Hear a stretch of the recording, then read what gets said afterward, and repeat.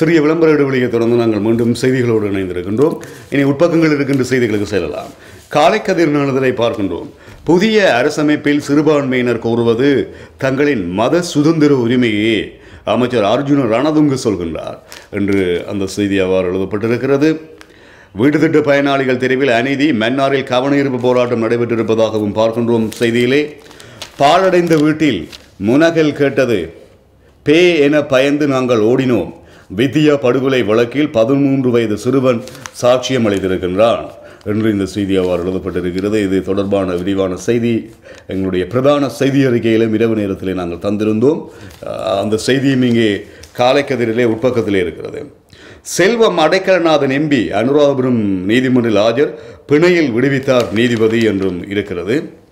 பயங்கரவாத அச்சுறுத்தல், விமான நிலையங்களுக்கு பாதுகாப்பு ஏற்பாடு தீவிரம் என்று பண்டர்நாயக்கா இன்டர்நேஷனல் ஏர்போர்ட் அங்கே பாதுகாப்பு ஏற்பாடுகள் தீவிரத்தோடு இருப்பதாக சொல்லப்படுகிறது. அந்த வகையில் பண்டர்நாயக்கா இன்டர்நேஷனல் ஏர்போர்ட்டுடைய படம் தரப்பட்டு தான் இந்த செய்தி எழுதப்பட்டிருக்கிறது. தேசிய அரசியலிருந்து சுதந்திர கட்சியின் 18 எம்பிக்கள் விலகுகின்றனர், நிராகரிக்கின்றார் துமிந்த திசாநாயக்க நிராகரிக்கின்றார் என்று அந்த செய்தி.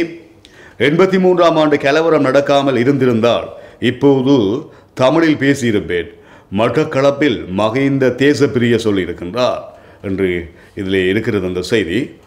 கள்ளு தவறணைக்கு எதிராக எருவில் மக்கள் கவன ஈர்ப்பு நடத்தியிருக்கின்றார்கள் என்றும் சொல்லப்படுகிறது.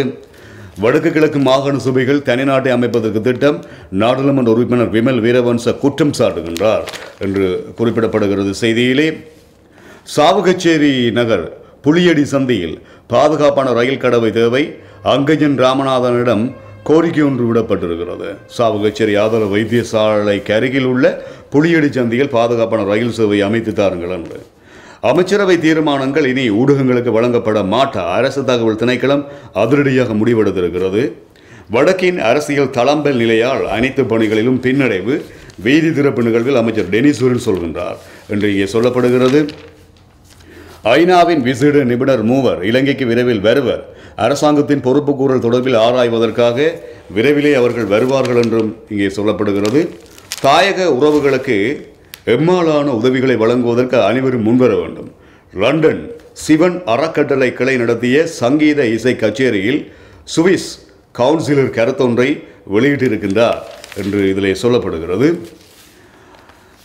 ராஜதந்திர உறவுக்கான தடையை நீக்குவதற்கு கட்டாருக்கான கால அவகாசம் மேலும் 48 மணி நேரம் நீடிக்கப்பட்டிருப்பதாக சொல்கிறது செய்தி. சவுதி அரேபியா உள்ளிட்ட நாடுகள் அறிவிக்கிறது இது தொடர்பாக என்று நாங்கள் பார்க்கின்றோம். மற்றும் ஊழலுக்கு எதிரான குழுவின் கால எல்லை நீடிக்கப்படுமா கேள்விக்குறியோடு இந்த செய்தி அவ்வாறு எழுதப்பட்டிருக்கிறதை பார்க்கின்றோம். ஆபத்தான சட்டமூலம் ஒன்றை நிறைவேற்றப் போகிறது அரசாங்கம், கடுமையாக சாடுகின்றார் பேராசிரியர் GL பேரிஸ். இவ்வாறு கடுமையாக சாடுகின்றார். அவை காலைக்கதிர் நாளிதழிலே இருக்கின்ற செய்திகளாக நாங்கள் பார்த்தோம். அதே போன்று உதய நாளிதழையும் எடுத்துக்கொள்ளலாம். உதயநிலை இருக்கின்ற செய்திகளாக சைட்டம் பிரச்சனைக்கு மகிந்தவே முழு பொறுப்பு, அமைச்சர் சம்பிக்க குற்றம் சாட்டுகின்றார் என்று இதிலே எழுதப்பட்டிருக்கிறது. மற்றும் வவுனியா திருநாவக்குளம் பார ஊர்தி தரிப்பிடத்தில் நேற்று மதியம் வயோதிபர் ஒருவர் உயிரிழந்த நிலையில் மீட்கப்பட்டுள்ளார். வவுனியா திருநாவுக்குளம் பார ஊர்தி தரிப்பிடத்தில் சில காலமாக தங்கியிருந்த ராசரெட்னம் அரியரெட்னம் வயது 53 என்பவரை இவ்வாறு மீட்கப்பட்டிருக்கின்றார், சடலமாக மீட்கப்பட்டிருக்கின்றார் என்று அதில் இருக்கிறது. காணாமல் ஆக்கப்பட்ட தமிழ் இளைஞர்கள் அரசியல் முழு பொறுப்பு, உயர் நீதிமன்றம் பொறுப்பு என்று இங்கே சொல்லப்படுகிறது. உயர் நீதிமன்றம் தீர்ப்பு ஒன்றை வழங்கியிருக்கிறது என்றும் இங்கே செய்தியினூடாக நாங்கள் பார்க்கின்றோம். அந்த செய்தியும் அவ்வாறு எழுதப்பட்டிருக்கிறதை நாங்கள் அறியக்கூடியதாக இருக்கிறது. போலீசாரை கண்டு தப்பியோட்டம், சந்தேக நபருக்கு விளக்கமறியல் என்று இந்த செய்தி. ஈழத்தில் முதன்முறையாக ஏகோன்ய பஞ்சாசத் யாகம், சித்தங்கேணி விநாயகருக்கு நாளை குடமுழுக்கு நடைபெறும் என்றும் சொல்லப்படுகிறது. கிந்துப்பட்டி மயான விவகாரம், அரசியல் கட்சியின் செயற்பாட்டாளர் உள்ளிட்ட 6 பேர் நீதிமன்றத்தில் சரணடைந்திருக்கின்றார்கள் என்றும் இந்த செய்தி இருக்கிறது. இன்னும் 5 வருடங்களில் உள்ளூர் நாய் இனத்தை காண முடியாத நிலை வரும், கருத்தடையால் அவை வேகமாக அருகி வருகின்றன, எச்சரிக்கின்றார் சுகாதார உதவி பணிப்பாளர்.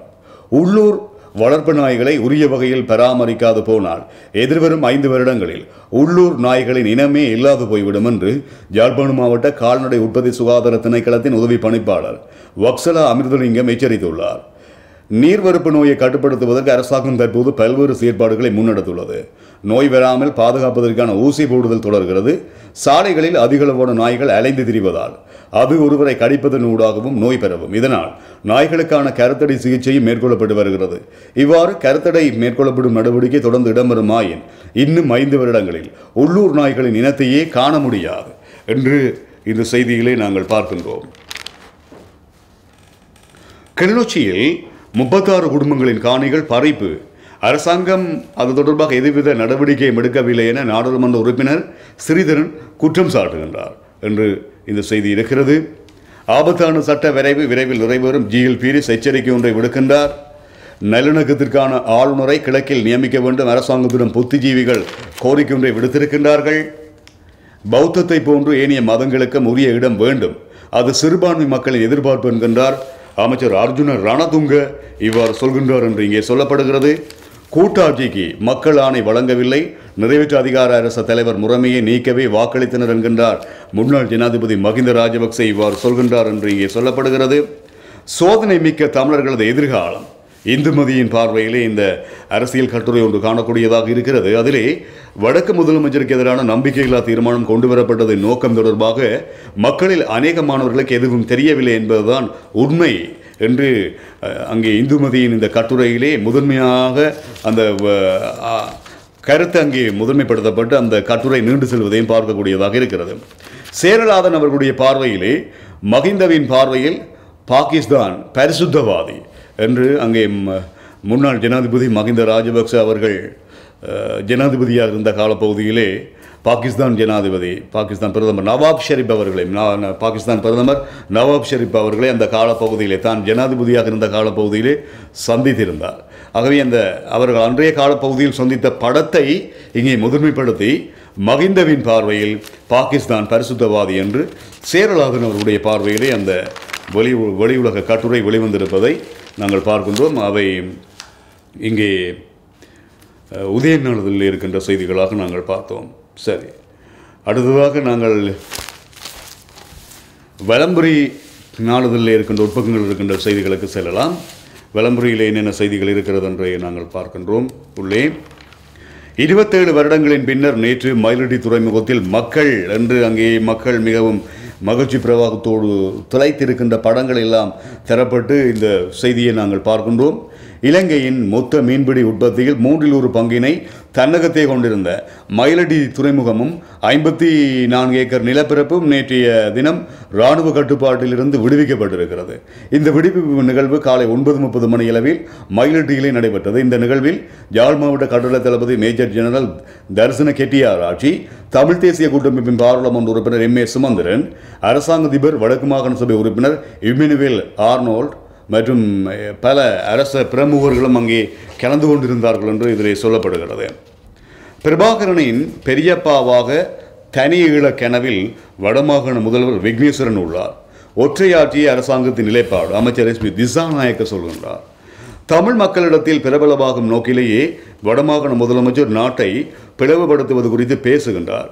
சிறிது காலங்களுக்கு முன்னர் அவரும் கொழும்பில் இருந்துதான் அரசியல் செயற்பாடுகளை பார்த்தார். நாட்டை பிளவுபடுத்த வேண்டும் என்று அவர் நினைப்பாராயின் அது கனவாக மாத்திரமே இருக்கும். இதைவிட ஒற்றையாட்சியே அரசாங்கத்தின் நிலைப்பாடு என அமைச்சர் S.P. திசாநாயக்க சொல்கின்றார். நாட்டில் வாழும் மூவின மக்களினதும் உரிமைகளை பாதுகாத்த ஒற்றையாட்சியின் கீழ் அந்த மக்கள் தமது உரிமைகளுடன் சுதந்திரமாக வாழவே அரசாங்கம் செயற்படுகிறது என்றும் S.P. திசாநாயக்க சொல்கின்றார் என்று அந்த செய்தியிலே சொல்லப்பட்டிருப்பதையும் நாங்கள் பார்க்கின்றோம். வடக்கு கிழக்கு உட்பட 4 மாகாணங்களை வாட்டி வதைக்கிறது வறட்சி. 8.5 லட்சம் மக்கள் அவதிப்படுகின்றார்கள். இதனால் 8.5 லட்சம் மக்கள் அவதிப்படுகின்றார்கள் என்றும் இங்கே தரப்பட்டிருக்கிறது செய்தியிலே. புதுக்குடியிருப்பு பிரதேச சபையை 2 பிரதேச சபைகளாக பிரிக்குமாறு முதலமைச்சருக்கு மகஜர் ஒன்று அனுப்பி வைக்கப்பட்டிருக்கிறது என்றும் செய்தியிலே பார்க்கின்றோம். கற்பகபுரம் கிராமத்துக்கு வழங்கப்பட்ட வீட்டு திட்டம் தொடர்பில் மக்கள் அதிருப்தி, நடைமுறையை பின்பற்றுவதாக கூறுகின்றார் வீட்டு திட்ட பணிப்பாளர் சொல்கின்றார் என்று இங்கே இந்த செய்தியிலேயும் நாங்கள் பார்க்கின்றோம். இன்று ஆசிரியர் கண்ணோட்டம், இனப்பிரச்சனைக்கான தீர்வு தமிழ் மக்களின் கருத்தை அறிய வேண்டும் என்று இன்றைய ஆசிரியர் கண்ணோட்டம் தீட்டப்பட்டிருப்பதையும் நாங்கள் பார்க்கக்கூடியதாக இருக்கிறது. அவை வலம்புரியில் இருக்கின்ற செய்திகளாக நாங்கள் பார்த்தோம். நிறைவாக தினக்குரலையும் எடுத்துக் கொள்ளலாம். தினக்குரலில் இருக்கின்ற செய்திகள் என்னென்ன இருக்கிறது என்று பார்க்கலாம். தினக்குரல் சொல்கிறது, மக்கள் போராட்டத்தின் வெற்றியே மயிலடி துறைமுக கையளிப்பு என்று இங்கே சொல்லப்படுகிறது. இலங்கை வரும் சுற்றுலா பயணிகளை தொந்தரவு செய்தால் கடும் நடவடிக்கை அமைச்சர் ஜான் அமர்துங்க சொல்கின்றார் என்று இந்த செய்தி இருக்கிறது. வித்தியா படுகொலை வழக்கு மரபணு தொழில்நுட்ப ஆய்வறிக்கை நேற்று விசேட நீதிமன்றத்தில் சமர்ப்பிக்கப்பட்டிருக்கிறது என்றும் இங்கே இந்த செய்தியினூடாக பார்க்கின்றோம். ISIS தாக்குதல் திட்டம் தொடர்பாக உத்தியோகபூர்வமாக அறிவிப்பு கிடைக்கவில்லை, அமெரிக்க தூதரகம் சொல்வதாக இங்கே சொல்லப்படுகிறது. இந்த செய்தியினூடாக நாங்கள் பார்க்கின்றோம். உள்ளூர் இழுவை படகுகளை முற்றாக தடை செய்ய வேண்டும், நெடுந்தீவு கடற்றொழிலாளர் கூட்டுறவு சங்கங்களின் சமாசம் சொல்வதாக இங்கே சொல்லப்படுகிறது. வடக்கு மீனவரின் வாழ்வாதாரத்தை முற்றாக ஒழித்து எதிர்கால மீனவ சந்ததியை பட்டினிச்சாவுக்கு இட்டுச் செல்லும் உள்ளூர் இழுவை மடி தொழில் முற்றாக ஒழிக்கப்படல் வேண்டும். இழுவை மடி சட்டத்தை பாராளுமன்றில் தமிழ் பாராளுமன்ற உறுப்பினர்கள் ஏகோபித்த ஆதரவு வழங்கி வடக்கு மீனவரின் வாழ்வாதாரத்தை காப்பாற்ற வேண்டும் என நெடுந்தீவு கடற்றொழிலாளர் கூட்டுறவு சங்கங்களின் சமாசம் வேண்டுகோள் விடுத்திருக்கிறது என்றும் இதிலே சொல்லப்படுகிறது செய்தியினூடாக. வித்தியா கொலை வழக்கில் வைத்திய நிபுணரின் சாட்சியம் இங்கே கிடைக்கப்பட்டிருக்கிறது என்று சொல்லுகிறது செய்தி. புங்குடுதீவு வித்தியாவின் இடதுபக்க கண் 70% பார்வை திறனுடையது. இதனாலேயே அவருக்கு ஒரு பக்க வில்லை பொருத்தப்பட்ட கண்ணாடிக்கான சிபார்சு செய்யப்பட்டது. இவ்வாறு ட்ரையல் அட்பார் முன்னிலையில் சாட்சிய பதிவினை மேற்கொண்ட யாழ் போதனா வைத்தியசாலையின் கண் வைத்திய நிபுணர் வைத்தியர் முத்துசுவாமி மலரவன் வித்தியா கொலை செய்யப்பட்ட இடத்திலிருந்து மீட்கப்பட்ட கண்ணாடியை மன்று முன்னிலையில் அடையாளம் காட்டியுள்ளார். புங்குடுதீவு மாணவ வித்தியா கூட்டு வன்புணர்வின் பின் படுகொலை செய்யப்பட்ட சம்பவம் தொடர்பான வழக்கினை விசாரணை செய்வதற்கு அமைக்கப்பட்ட ட்ரையல் அட்பார் மன்று நேற்று மீண்டும் 4வது நாளாக கூடியது. 3 மேல் நீதிமன்ற நீதிபதிகளான பாலேந்திரன், சசி மகேந்திரன் தலைமையில் அன்னலிங்கம் பிரேமசங்கர், மாணிக்கவாசகர் இளஞ்செழியன் ஆகியோர் அடங்கிய மன்றின் முன்னிலையில் நேற்று சாட்சியங்களின் வரிசையில் வழக்கில் 18வது சாட்சியான யாழ் போதனா வைத்தியசாலையின் கண் வைத்திய நிபுணர் வைத்தியர் முத்துசுவாமி மலரவன் சாட்சிய பதிவுக்காக அழைக்கப்பட்டார்.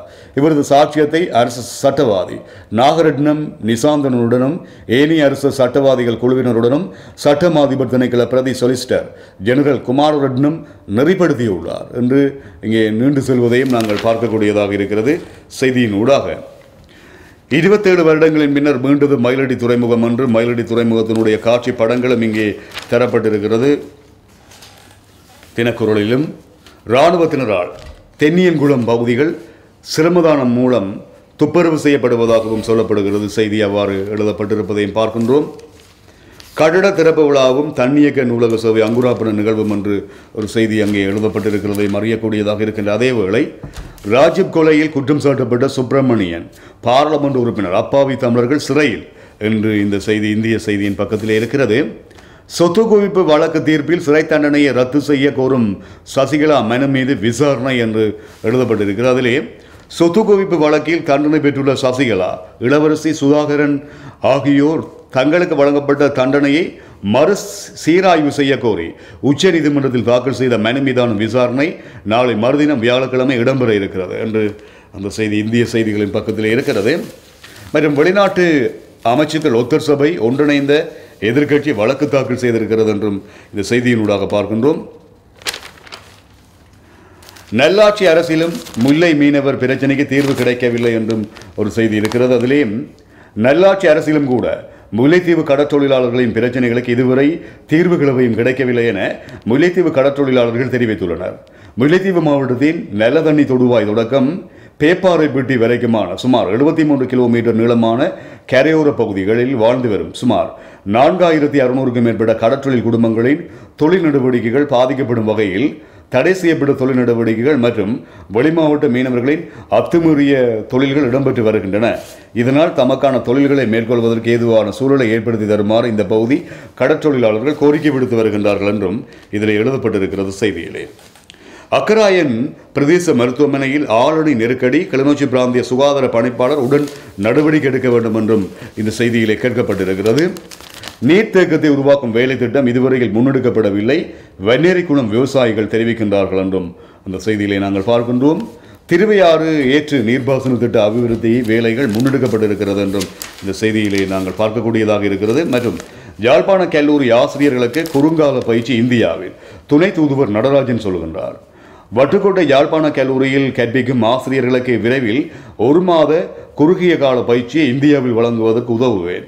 கல்லூரி முதல்வர் வணக்கத்துக்குரிய கலாநிதி DS சொலமன் இதற்கான ஒழுங்குகளை மேற்கொள்வார். இவ்வாறு இந்திய துணை தூதுவர் ஆறுமுகம் நடராஜன் தெரிவித்தார். யாழ்ப்பாண கல்லூரி பரிசளிப்பு விழா அண்மையில் இடம்பெற்றது. இதன்போதே இந்திய தூதுவர் மேற்கொண்டுவாறு தெரிவித்துள்ளார்.